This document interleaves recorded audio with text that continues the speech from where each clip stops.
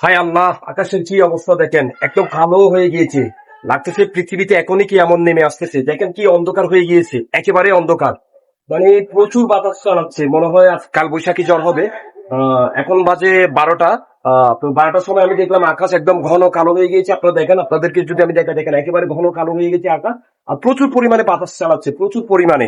আসলে আল্লাহর কাছে একদিকে শুকরিয়া জানায়, যেহেতু বৃষ্টি পড়তেছে প্রচুর পরিমাণে, এতদিন গরম পড়েছিল।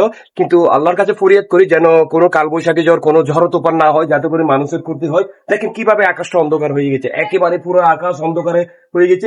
লাগতেছে এখন মাগরিবের শেষ হয়েছে।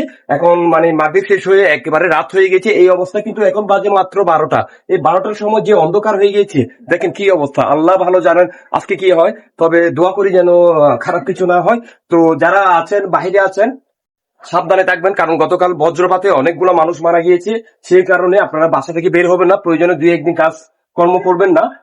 প্রচুর পরিমাণে বাতাস চালাচ্ছে, প্রচুর পরিমাণে আকাশ মেঘলা হয়ে যাচ্ছে। তাই সবাইকে বলবো আপনারা ঘরের ভিতরেই থাকবেন, সাবধানে থাকবেন।